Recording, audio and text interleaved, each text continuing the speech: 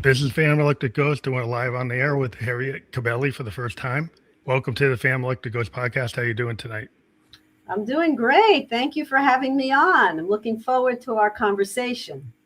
Well, we love to talk to people from all around the world. We're able to connect with you today, and I'm going to give a little promotion to the tool that we use to do that. Podmatch is the tool that links people host with guests, and so if you're a podcaster, if you take the QR code that's on the screen now and you scan that, if you're a guest, if somebody wants to be a guest on a podcast and you want to be able to match yourself with podcasts that your topics would align with, take your phone and scan that QR code now and check out Podmatch. It's a good tool if you want to get into the podcasting world. So without further ado, I'm going to get into talking about your background. Before I get to the heart of your story, I ask every guest a couple of questions. What motivates you? What motivates me? Living a great life, being energetic, being curious, loving to learn. That motivates me. Yeah, because the follow up with that is like, why do you do what you do? Do what I do professionally, do what I do in general. Professionally, yeah. Professionally, I'm a therapist, and I've always wanted to be one since I'm a kid. I've always been intrigued by how people think, how people act, the field of psychology, and it's meaningful, and for me, it creates very deep conversations, and it's in the service of working with people to help. It's my way of helping. Yeah, I think it's interesting when you talk to people who are mentors or therapists, that people like to work with people and then take the benefit of their skill set or their experience and kind of pay it forward. And you said pay it forward, so I'm just going to interject that is, since I've come through my cancer, that's been my mantra, is I want to pay forward the gift of my life. So you said those words, so I had to pick up on that.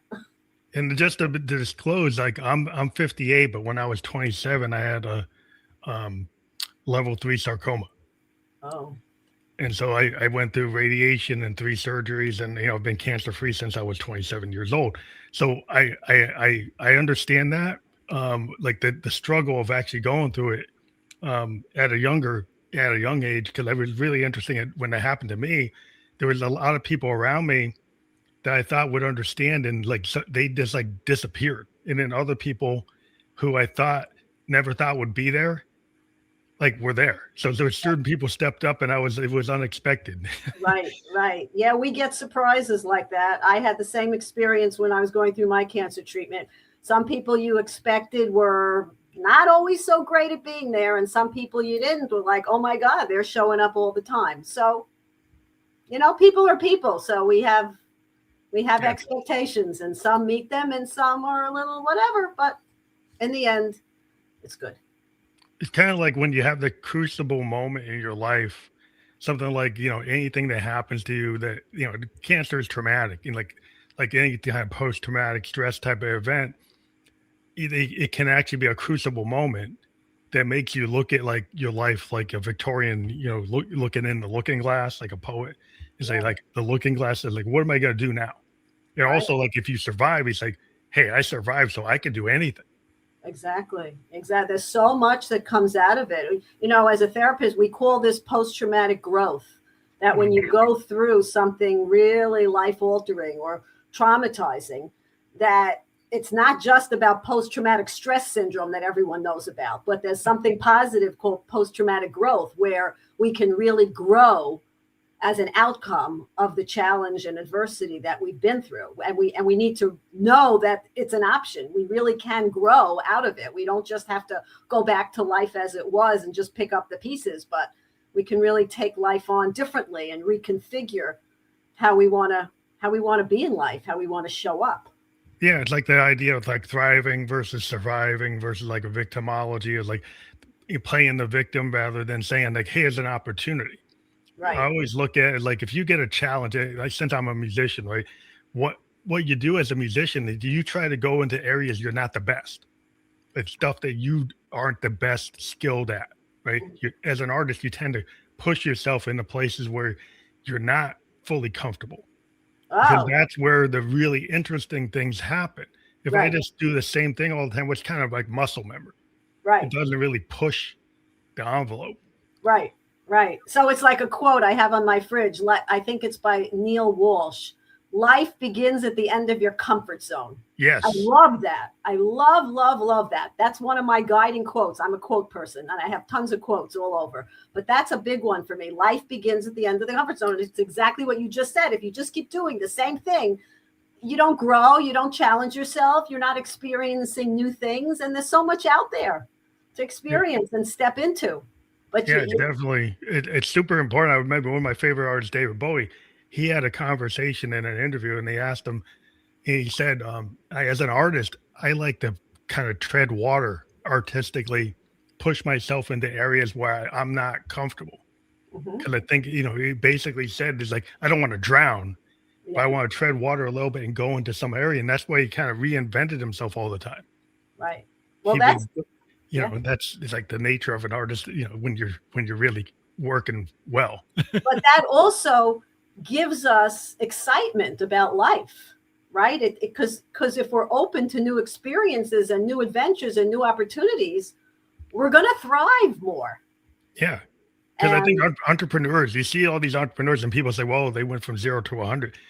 Entrepreneurs, if you actually check like their life story, there's a lot of failures that's right. before you got to the point where you were successful, because they're willing to try things, to That's right. really to push things, and they get bored and they go into another area. Right. Right. Well, they say success is not a straight line. It's a squiggly line. Yeah, it keeps on going. Like you Because never. it's a step forward and it's a step back and it's a step forward. Nobody has a straight line straight up to success, because we learn from our mistakes. If we're not going to be brave enough to step into unknowns because we're afraid of failure, then we're not going to get to that great point either, because we'll just stay comfortable. And staying comfortable sometimes, at least to me, means staying small, Well, yeah, it's like in the staying box. in our own bubble. It's kind of like in the box kind of mindset. Like if you're like stuck in the cubicle, you're stuck on the assembly line, you Yeah, get into a bad loop. You're doing the same thing, but you're not happy. right. If you're when you're willing to go outside, a lot of people who are neurodivergent, it's kind of like normal behavior. And I've talked to a lot of artists, a lot of creative people, they don't really fit in the box, right? They tend to do things that a lot of people might find odd, or it doesn't fit, the norm, because Yeah. they're at the Yeah. bell curve, and on the outer edges of that bell curve is Right. kind of Right. where the cool stuff happens. That's right. Right. Or what does Malcolm Caldwell say? The tipping point. The people who really are in that point, which is like similar to the bell curve. It's not Yeah, just all fitting the box. yeah, because it's really interesting. Because I've been in the corporate world in my other hat as a software guy, and you get these people in these big Fortune 500 companies. They say, "I want that creator kind of energy," but then they proceed to put you in a box. Versus like if I went to work for a startup, there was no box. You could kind of do whatever you needed to do to get done. If you're Right. willing to kind of push it, you Right. could get it. Right. Where in the other organization would say they want that, but they would proceed to physically do things that like you don't really want that. Right. Right. But it takes courage. It takes a certain amount of courage to be who you really are if it doesn't necessarily fit that perfect mold, right? Yeah, I think people get stuck because I think everybody has this thing about safety.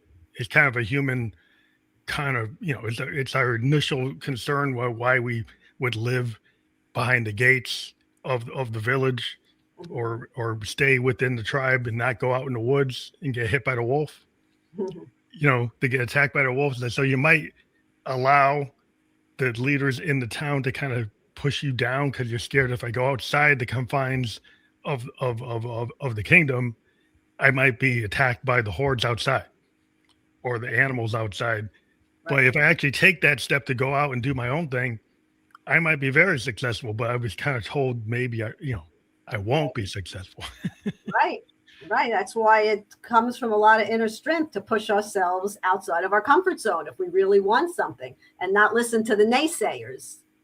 But that takes perseverance. It takes stick-to-itiveness. It takes certain character traits to say, I'm going to do this no matter what. I'm going to keep trying because this matters to me. Because surviving just seems like, I don't think it's fun to just be in survival mode. The thrive mode seems like it's a lot more interesting. I agree. That's why when people say, oh, you're a cancer survivor, and I am a cancer survivor, but I much prefer the word thriver. To me, it has more energy, more vitality, just the word. And, words make a difference. Yeah. Words really matter. Our language matters. And thrive, it just connotes a very different level of vibrancy. And that's what I aspire to. And that's how I want to live my life, with that type of vivra and vibrancy and excitement, because there's great stuff out there, even within the bad and the problems. Yeah, because if you're in the survivor mode, then people feel like, oh, they feel bad for you. They have empathy for you. But then he's like, are they really going to expect you to, exceed their expectations? Or the filter they have is they see, oh, you're a survivor. Yeah. They might not see you as this cutting edge, creative mind that just pushing all these boundaries. Say, well, you're a survivor, and they just put you in a box. It's like, that's the lane you're in. Yeah, it's true. Yes, words tend to define us. So even when I write up things now for different speaking engagements or whatever else I'm doing, writing, I tend to I will put in survivor and then X it out where it's a visible X to show that I'm intentionally crossing out that word and putting in thriver. Mm-hmm. Because to me, it takes on a very different meaning. Because sometimes people feel like when you have grief and pain, there's some people like they don't maybe think that you should ever grow out of it. Some people feel like, well, you lost your husband, like you can't move on. There's some folks that would think like you should just stay in that place. Whether you lose your wife, it's like, oh, you should just stay in that place. It's like, well, maybe that's what you think I should do, but I'm not going to do that. Well, the person who's left behind, the griever, sometimes does feel that they should stay in that place only because they feel a sense of betrayal. And if they go out and start to live again, shall we say, that are they betraying their loved one? Their loved one, yeah. Or the memory. So grief is complicated. I mean, that's one of my main areas in my work, but grief is complicated, and we don't have enough of a grasp in our society of what grief really entails. And everybody's situation, everybody's story is different. And so like you said, it's like when you have someone who's going through that, like how do you help somebody navigate that? Because like, what's the right time for this individual versus the right time for another individual? It's not all, everybody wants to put things like, it's just 10 steps. Here's 20 days for this. And exactly. You should be okay after a year. You should be okay after 6 months. You should be okay after 5 years. It's like, well, everybody's different. It's like, I don't know what continuum that's going to work for this individual. Exactly. And that's such a good point because there is no timetable and there is no calendar for grief. And there is no one way. It's very individual. So when sometimes people will come over to you, if the griever, oh, it's been 4 months. Aren't you over it? Haven't you moved on? And I don't think people say these things out of bad intent, but it's more out of, shall we say the word ignorance. Yeah. We just don't know the right things, or we're not educated enough around what grief and grieving is really all about. It's not a quick fix. You don't take a pill. You don't snap your fingers in 6 months, you're done. It just doesn't work like that. In the non-Western world, there's more appreciation and they have more rituals and communal events around grief. Yeah. I lived in Japan for 2 years. Mm-hmm. And there was just a different Eastern sentiment, a lot of the Shintoism, the Buddhist practices that they had, Nishu and Daishonin, and different things. I just experienced a totally different world because it was more socialist in terms of like when the flu season came, everybody was wearing masks because they didn't want to get people sick. Mm-hmm. Right? It was just in Tokyo. That's what people would just do, and it weren't so individual. It was like, well, I don't want to do it. They cared, like, I care about my neighbor. I don't want to get him sick, so I'm going to do it. And so there's this different mentality, because it's like in the society there was this more idea. I was like, I care about the community more than my own individualism, where our individualism is like our badge of honor, maybe to a point where maybe it becomes not so great. Yeah, I mean, there's a lot around this. You know, I'm Jewish, and in our faith, we have a lot of rituals around death. I mean, there's the week of Shiva, and there's the first month, and then there's the first year where people pray a prayer called the Kaddish. So there are things instituted into the timeline, into our culture, into our religion. And even with that, like during the Shiva, when people visit you the week after you buried your loved one, I mean, the comments that come out of people's mouths are just, again, not because it's ill intent, but it's ridiculous. Like, we need classes in what to say to people who are grieving. Well, it seems like a lot of times, like, we just think so much about STEM. We think about like teaching our kids like what it is to like succeed financially within the capitalist system. But we don't teach them how to communicate. We don't teach them how to have a good relationship. But we don't teach them the soft skills, because like, oh, that's soft. Right. But it's like they're pillars to a human being. That's right. And it is called the soft skills. And those soft skills are very important. That's the emotional intelligence, the EQ. And studies show that the EQ is a greater indicator of lifelong success than IQ. You know, you could be brilliant, but if you come to an interview and you can't make eye contact, or you can't get along with your fellow workers, so what good is it? Yeah, I've seen some guys in Silicon Valley, like the IQ is good, but the socialization is not good. Right. And that's why they've added a lot of emotionally intelligent, we call it EQ, curriculum into the schools. I used to work in the New York City public schools, and they had a lot of different programs to bring in emotions and socialization and feelings. We'd have a mood chart. I used to work with the little ones, and you know, use your words, and how are you feeling when he took your toy, and you'd point, oh, angry. I mean, there's a lot of realization around the importance of emotional intelligence and feelings, and just how we cope and how we deal. And the interesting thing is, I think, and this is my own personal bias, every time you see on TV or a movie where someone's upset, or they had a fight, or they're depressed, or whatever, where do they go to? They go to the bottle, they go to the bar, they drink. Yes. And to me, that's a horrible statement. We're teaching our kids. We're teaching them the wrong things, because, like, you know, if you have emotional intelligence, like you have that like looking glass self of the Victorians, is like, you do a self-analysis, self-critique, but also you learn. You have lessons learned. Right. You know, I went to Bowdoin College. I was a sociology, political science double major, and it's, you know, they focus on the Socratic method. A lot of blue book exams, a lot of oral exams, not just like SATs. So you had to prove that you had critical thinking, that you could read what the professor, or take all those lessons from all the lectures and apply it in your own words. Right. And show that you understood it.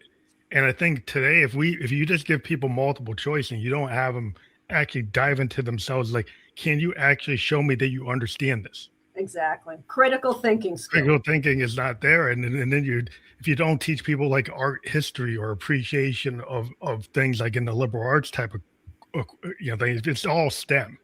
It's all just science. And that's cool. I mean, I know science. I'm in software design.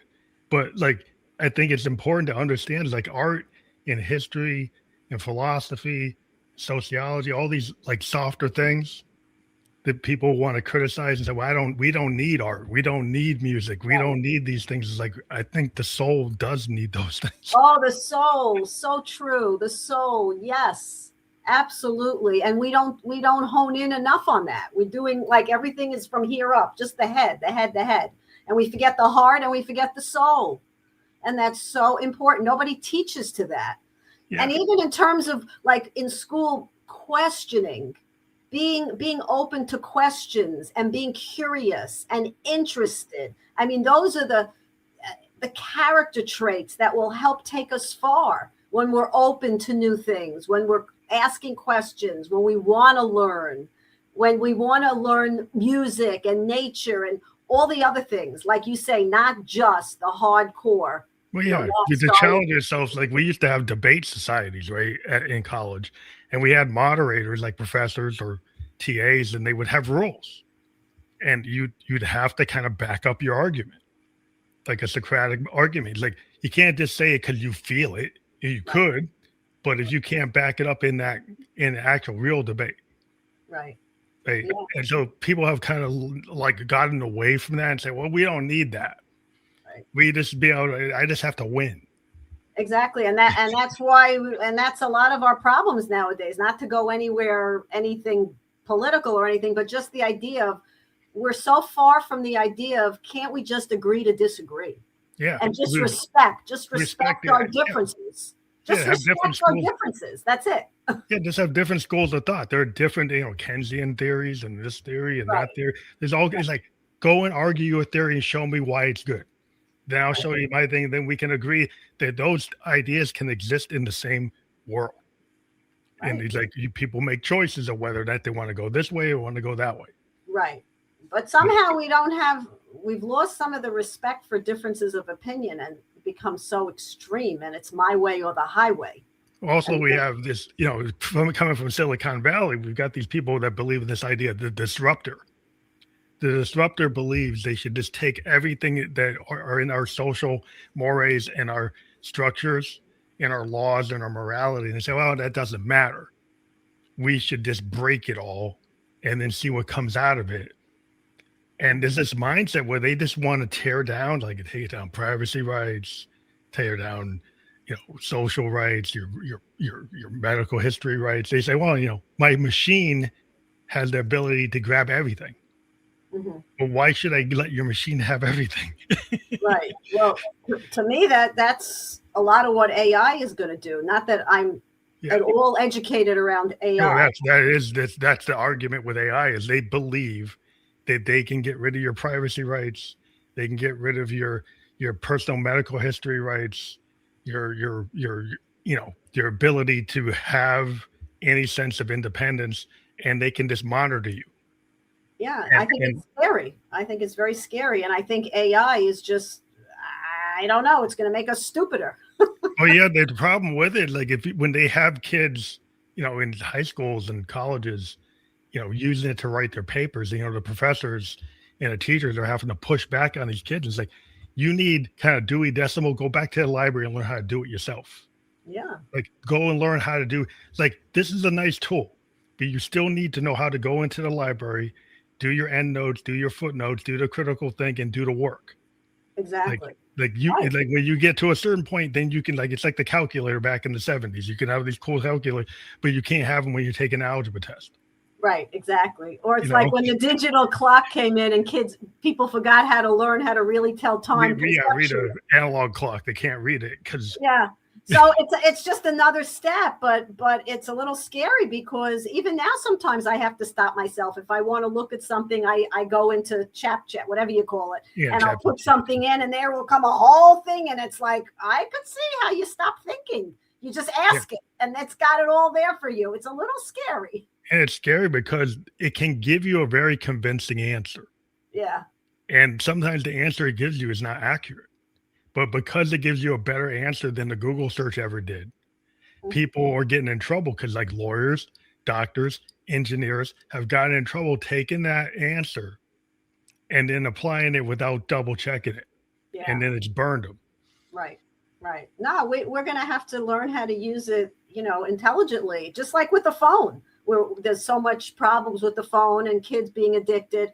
Yeah, screen time. We have to learn, we have to control it. It shouldn't control us. And it takes over our lives. And that's on us. It's because I think people just don't want to get, it can be very negative. Like if you think they talk about doom scrolling, you got these people, like whether you're a kid doing it or you're somebody, an adult, and you're in your bed at night with your phone in your bed, Mhm. instead of going to sleep, you're doom scrolling. That's Right. not good for your health. No, it's not good for your health. It's not good if you're in bed with your partner, because instead of connecting with your partner, you'd rather connect with something on the screen instead of the person in front of you. Yeah, it's like family dinner. Like I'm a child of the '70s. You know, we'd have the family dinner before they had TVs that would fit on your table, and Yeah, you would not have the TV at the dinner table. You would actually have a conversation. exactly. Nobody had a cell phone. Right. You're at the table, and then you have those family discussions at dinner time. But now everybody's like, "Oh, I gotta go." How many families are actually eating together? Exactly. Or when you go to restaurants and you see families with kids and the kids have their phones out, because that way mommy and daddy can talk to themselves, talk Yeah, between themselves and nobody's not have paying the attention. kids. Every generation has their thing. When I was raising my kids, like you said, it was TV time. We had to monitor how much TV time our kids were watching, and not bring food into not bring our meals into dinner to TV time. Now it's Mhm. the phone. Then and the computer. Next, it's going to be, we have to monitor AI. I mean, every phase is going to have a new piece of technology that's on us to really monitor and learn discipline around it and set boundaries. Yeah, Otherwise, it's over. yeah, you have to stop and think. It's like, sometimes it's good to physically get a book and actually read a book. And Or sometimes it's good to not do anything. And sometimes it's good to be bored, yeah, because, probably as a musician and an artist, some of the most creative ideas come out of being bored, or you're laying in bed looking up and, you can hear your thoughts, or you're taking a walk outside without sticking in the pods into your ears, and thoughts come, and it's, and yeah. you could start hearing yourself Well, you and have to have having that ideas. unplugged time. Because like I live in New Hampshire, I go out into the pines by the Merrimack River and walk the river trail, and I don't have anything on. I don't have my earbuds in. You just sit listening to the river, taking a walk, That's and beautiful. you can get a lot of good ideas. I've gotten tons of ideas musically, just walking out in the woods, and I mountain bike too. And what I like about the biking is like you can't have anything connected with your mountain biking, in the woods. You have to focus on just being in the woods, on that bike so you don't fall off the bike. Right. So you get into this kind of zone where you're not connected to the net. You That's can't great. be thinking about other things. You just kind of got to be in that moment of Right. doing that activity.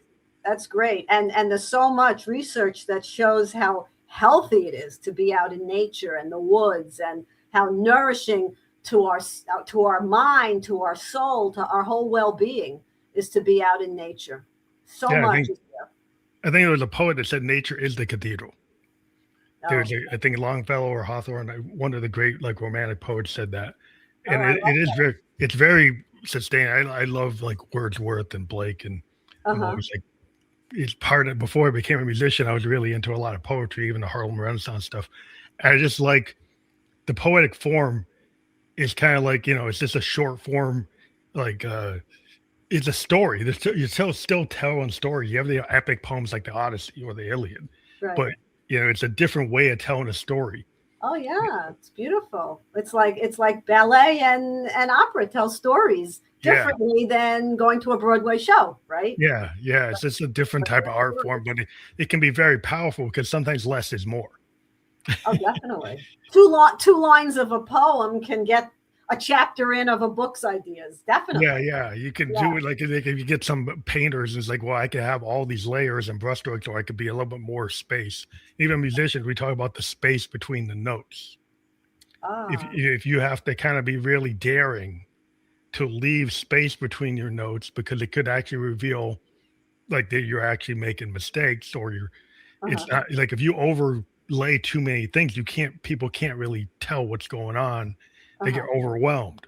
Uh-huh. If you have Yeah. less there, then there's more focus on it. So then you have to actually be better at playing. Yeah, that makes sense. And it brings to mind the idea of silence. You know how a lot of times we're uncomfortable with silence, with the pause, and yet so often it's in that silence that we can respond better to situations, rein ourselves in so we don't react with intensity.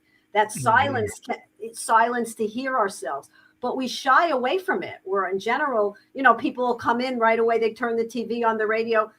We're not comfortable with silence, and we need to be more, because those are some of the meditative qualities that can help nourish, again, going back to your word, the soul, and just help us overall. Well, meditative practices. Yeah, because I was in Japan and I learned about like Nichiren Daishonin Buddhism and meditation and chanting and just like breathing exercise and Tai Chi. And just when I was in the Eastern world, there was like it was really interesting because I was working in Japan, downtown Tokyo, and they have these little like parks in the middle of Tokyo. And during that, anytime during the day, people are doing Tai Chi, people are doing meditation, and you see these salarymen with the guys in the three-piece suits, and they're doing Tai Chi during the middle of the day. They would just leave their desk and go out to this park and do Tai Chi, or sitting there drinking green tea and kind of meditating, or, have people chanting and doing all these, things that are not what we would see. Maybe in San Francisco you'd see it, but you wouldn't see it anywhere else. Well, you might not see it out in public, but you'll see it in certain studios, like yoga studios. Yeah. I'm starting my Tai Chi class next week at my local community center. So they have it, but it's not out in the open. Yeah, it wasn't out in the open. You could just go out and he's like, wow, it was just like in your face. Yeah. And I just thought it was really cool because it just gave me a different perspective when I lived there. Just in terms of language itself, there was like less is more, because it's like a character-based language. Okay. There's a lot of like, katakana and kanjis are symbols, unlike our English language, and the symbols can mean a lot. Mm-hmm. And you actually, when you got a Japanese document, because I was at work and I have these translators and stuff, the documents would be way shorter, a lot shorter than our English version of a document. It would be way longer because we had to say, we had a lot more words to it than they did. Mm-hmm. So I don't know the language, but so you're saying the characters like tell more than just one word. Yes, they can tell whole phrases. So you sometimes would have a lot less like paper. Like if you had a Japanese document, it might be 30% shorter than the American document. Wow. And what we learned is we had to actually do like flow charts to be able to have a common understanding, because sometimes the English would like misread what the Japanese said. Because they would say something and we couldn't get all the meaning out of it because we didn't understand the depth of what the kanji meant. Right. Interesting. Very interesting.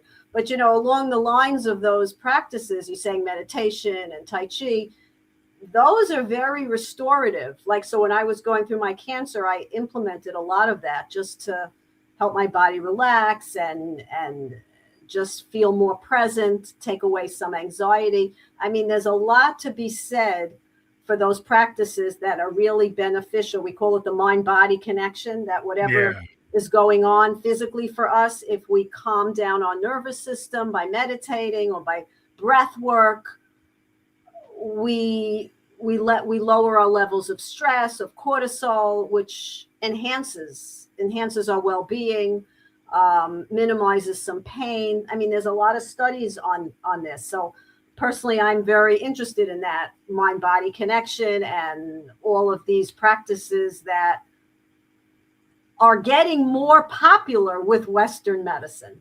Yeah. And that I'll say, definitely. I think it's super interesting because a lot of Eastern practices, a lot of indigenous practices for thousands of years had a lot of these elements. Right. The kind of Western medicine kind of poo-pooed it, didn't look at it as important. And I found, like you said, you were diagnosed with non-Hodgkin's lymphoma in 2022, right? Mm-hmm. And like what you find is, like, I don't know, as a cancer patient, I started looking for beyond the chemo, beyond the radiation, beyond all the surgeries. Absolutely. What else can I do, like spiritually, right? With my diet. Started looking into like food, yes, like water, like what's in my water.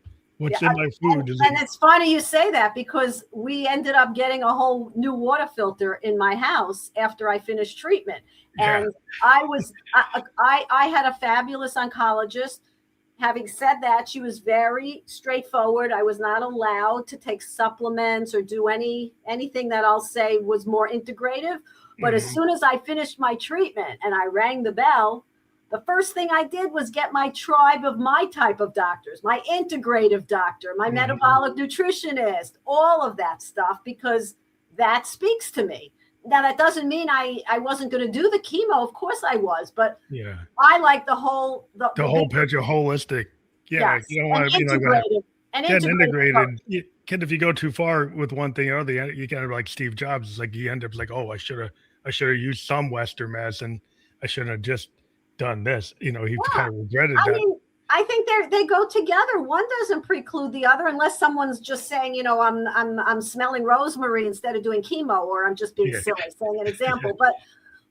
But this was going to be my way. So when you say that there's a lot of work in post-treatment in terms of healing, and like you say, diet and even water and all the different things that you want to now start to bring into your life to minimize recurrence. Because I'm sure you realize, I don't have to tell you, but once you've gone through cancer, it's terrifying to think about recurrence. Yeah. I mean, I remember I was 27, I hit the 58. I've been really thankful.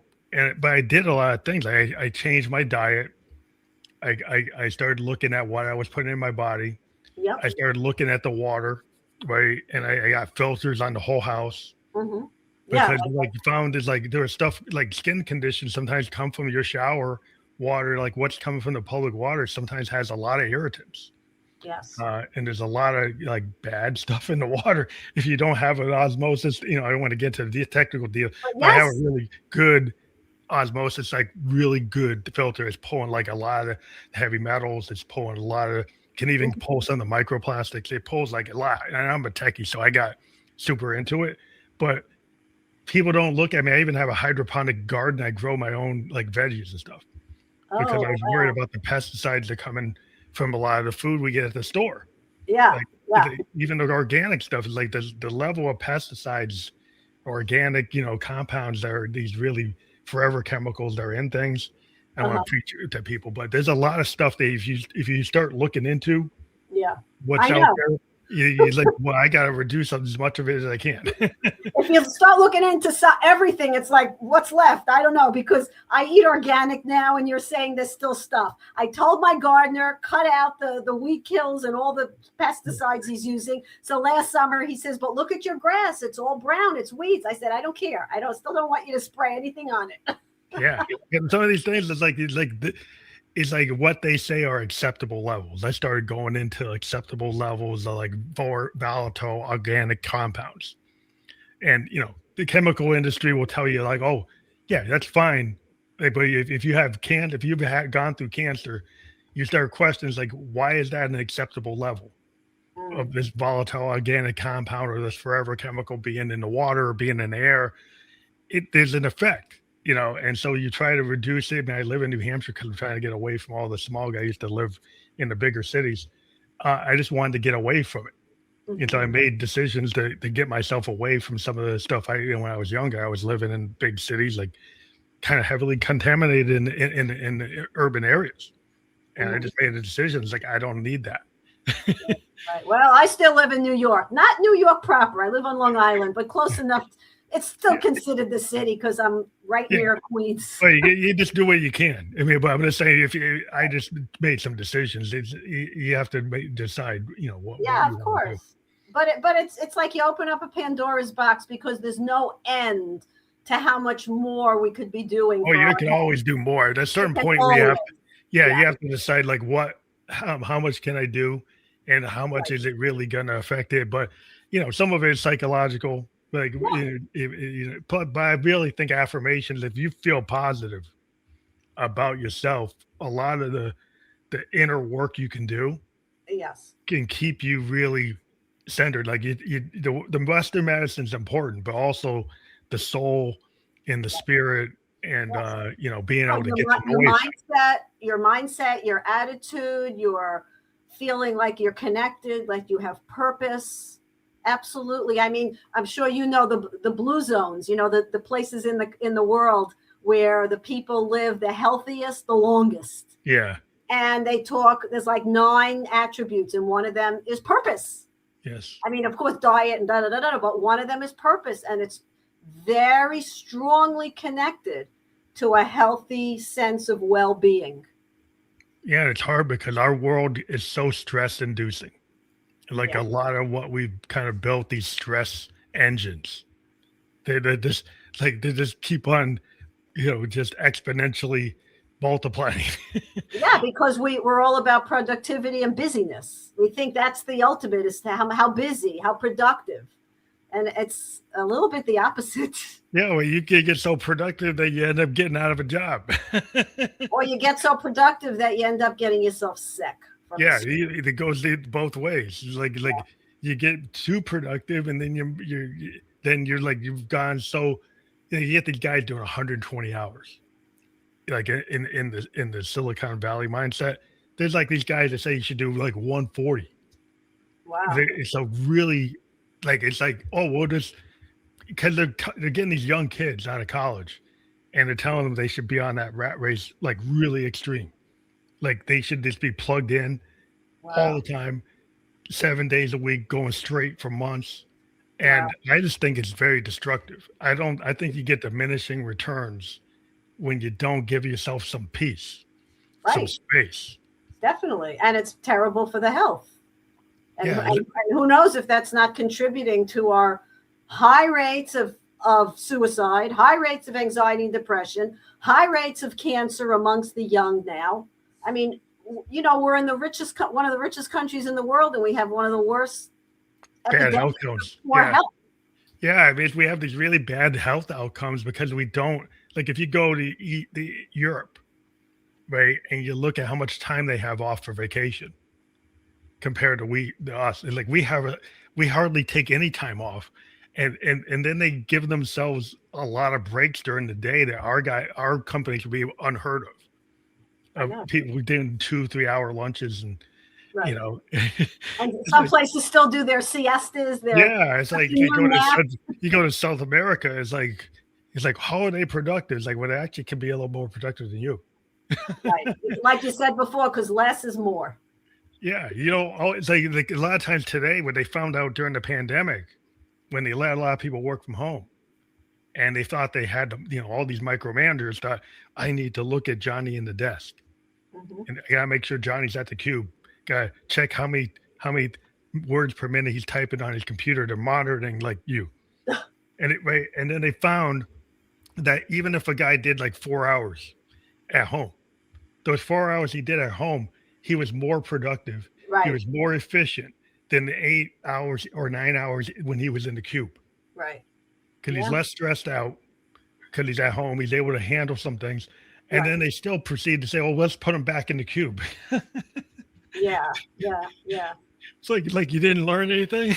Yeah, we're back where we started. Although some people still don't go in 5 days a week. Maybe they go in 3 or 4. Yeah. But we're pretty much back where we were. I'm 100% remote because I kind of forced it. Yeah.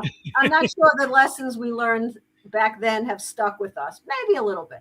Hopefully a little bit. But you got to set boundaries. I think a lot of people, they don't set boundaries. Like you have to set a boundary, like in your life, in your personal life, like a microcosm level, like I was sociology major, but like in your own life, of course, you set boundaries with in your family structure. Right. Well, you said that before, you alluded with like phones, like don't take the phone into the restaurant, or don't take the phone into your dining room table, setting boundaries. Don't take it into bed with you, put it outside your bedroom. Yeah, I agree. We have to set boundaries. We're not great at that because we're very hooked in. Yeah. We got people like suddenly I saw the article is like, should you take a text message from your boss at like midnight? Like, and there are people that feel like, well, I might get fired if I don't. So they get put on this train where it's like, if I'm a full-time employee, I'm salaried. It's my obligation. If my boss pings me at 2 a.m., even though I don't work the third shift, I still got to take it. And I don't think that's good for peace of mind. It's not. And It's I not. think people should push back. Of course, because it's being on for 24 hours and there's no balance. We used to talk about balance in our lives. I don't even hear that word much anymore because we're so far gone from that concept of balance between work and leisure or work and home life. It's just all overlapping. And I think we're paying the price because I think there's a lot more chronic illness and all kinds of diseases and weight issues. I mean, our society physically is not well and mentally is really not well.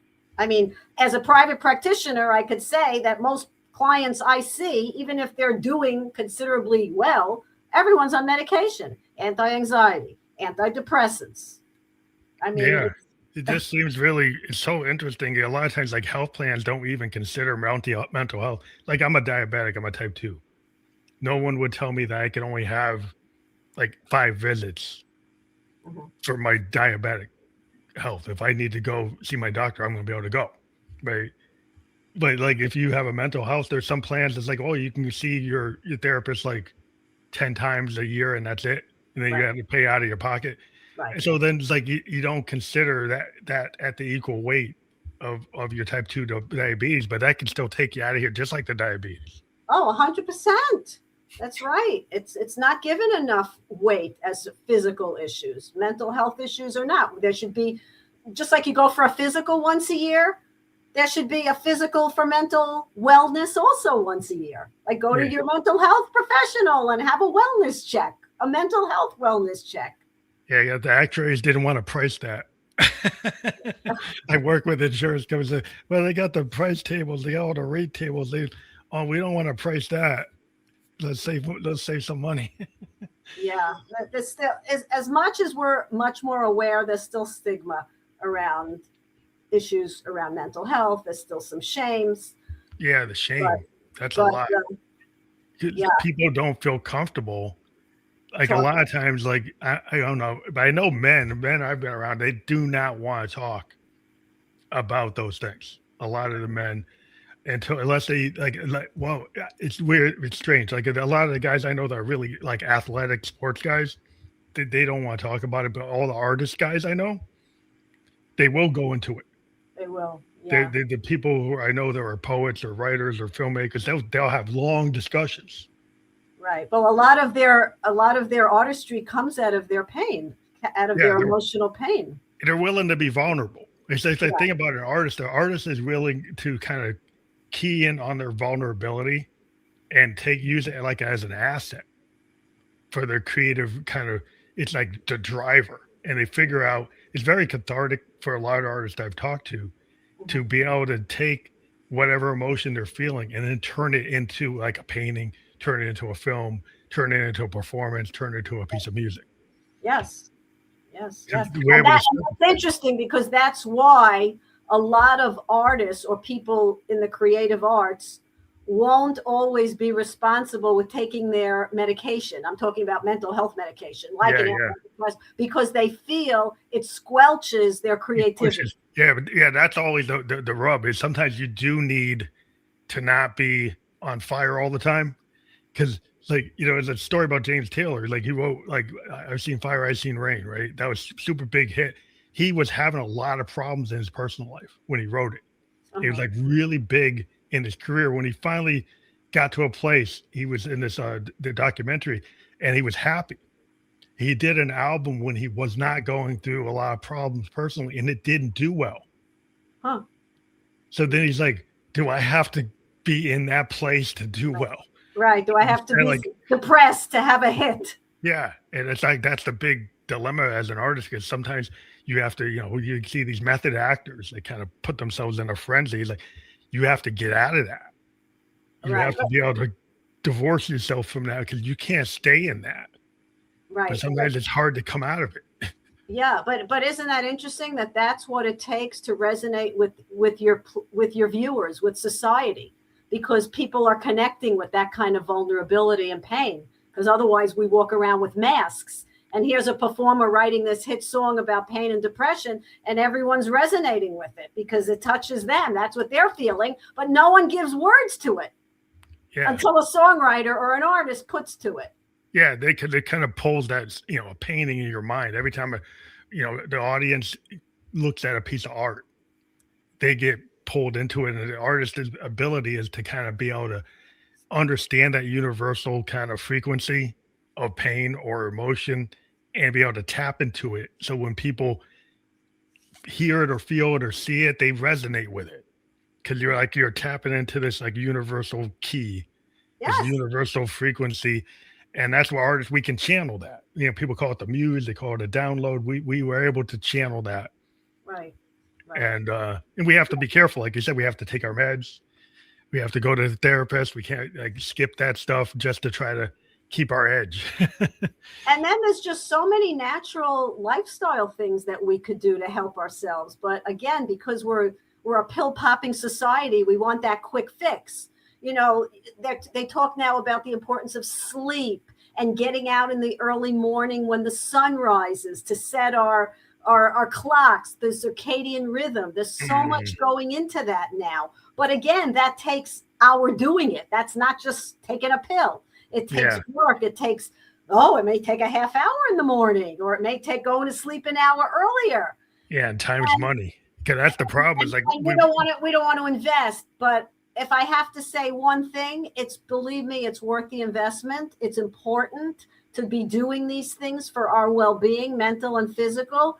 And it is pleasurable. You get used to it. It becomes, I didn't go out the last couple of days because it's been like 0 degrees here in New York. I miss going out in that early morning sunlight. Yeah, it's important to get yourself to touch the ground with your bare feet, is this kind of thing. Yeah. That if you that kind of symbolism of just, the cathedral is nature, go out into nature, get some sun, get some air, turn off the cell phone, turn off the Walkman, and just listen to the birds in the forest. Yeah. Like, don't bring your own soundtrack. Let nature give you the soundtrack. I like that. Don't bring your own soundtrack. Yeah, I like that line. Yes. So true. So true. Yeah, I mean, these are all things we can be doing for ourselves to help ourselves and to help our well-being and our energy and our vitality. But you had brought up post-traumatic growth, and before we were talking like a half hour before. I think it's really important for people to understand that, because everybody talks about the post-traumatic stress, but the growth is kind of what we've been alluding to the whole time. We were talking about, growth strategies. What are some big lessons learned that you've had in your life and career for that? Well, as in post-traumatic, I have one of my daughters has disabilities. I have 3 daughters. My middle daughter. So from way back when she was first diagnosed. So I'm aging myself. This was like 40 years ago, and I went into therapy, and I realized then that I was wallowing in the why question, like, why did this happen to me? Why do bad things happen to good people? Why this happened to my daughter? And with a lot of good therapy over the course of a year, the shift for me came, with the help of a great therapist, of course, that was the wrong question to be asking, because I would just drown myself in the muck forever. It would lead me nowhere. It was a futile exercise, because who knows why bad things happen? We don't know. We don't have answers. Why do babies die of AIDS? Who knows? But the better questions were, how? How can I move on? How can I create a better future? What coping skills can I use? Questions direct our focus. Questions can direct how we move into our lives. So the why was not the question to ask, but rather the how and the what. So for me, when I got my cancer diagnosis and I started thinking, why is this happening to me? And I stopped myself right there. I said, oh no, I'm not going down that rabbit hole again. I went down that one 40 years ago. That ain't the question to ask. The question is, okay, this came to me. What am I going to do with it?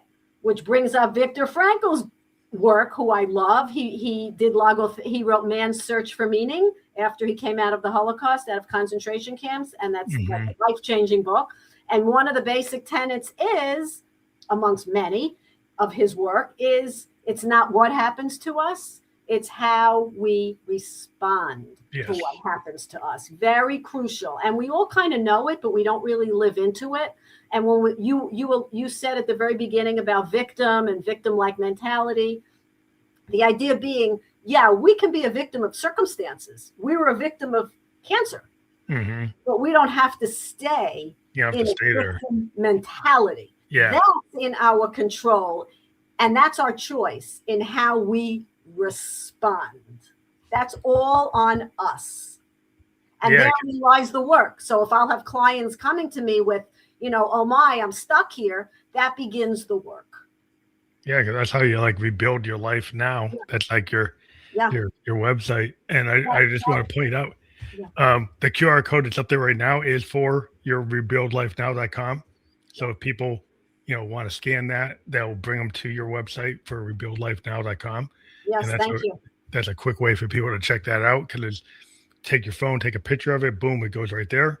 So that's a new feature we have. And we do encourage people to click on it. So if people go to rebuildlifenow.com, what do they find there? They find my podcast for the last few years. Oh, something went off. Sorry, my screen went off. My podcast, my speaking page, my videos. I was going to say my blog post, but I think I took most of them off, and just a whole, who am I? What I do in my life? What types of people do I serve? Who are my audiences? Who's my targeted population? I also do ballroom dancing, so I have stuff up there about that. We can't all be heavy duty, serious of therapists. We have a life outside of it, right? Yeah. That's always interesting. I like to find out. Wait, I'm interrupting you. Sorry. I have 2 books. That's up there. Yeah. Yes. Oh, that's where your books are. Yeah, because that's because you're an author. You've written you have 2 books so far, so people can get that and they can go right to where they can purchase the books from your website right there. And I want to let people know that the links we have below will be clickable on the channels that we're on. So we're on LinkedIn, YouTube, and Kick, and within the podcast descriptions on those channels, those links are clickable. So for those of you that don't like QR codes, you can still get to that. Can't get to it right now because we're live, but on the podcast description on those channels, and we will be on multiple channels like Spotify, Apple, iHeartRadio, Amazon, Newsly after within 24 hours on those channels. Thank you. So I want to thank you again for being here on the show. We love to talk to people. This was fun. Thank you for taking the time to come on here and doing a live podcast. And it's a different form, but we think it's important. Spontaneous, right? It just flows wherever, like the river. Yeah. Well, I hope you liked it. And like I said, we're gonna create a landing page for your audience, and whatever platform they want to push on it. We're gonna create some reels and some clips. We'll send some of that to you so you can push it on your website. And we want to thank you for being here. And since you're an author, we do have authors come back if they have a book that they want to focus on and have an interview about that. We do, encourage people, our guests, to come back and talk to us about any future projects they want to work with. So thank you again for being on the show tonight. Thank you. Thank you. Have a great night. You too.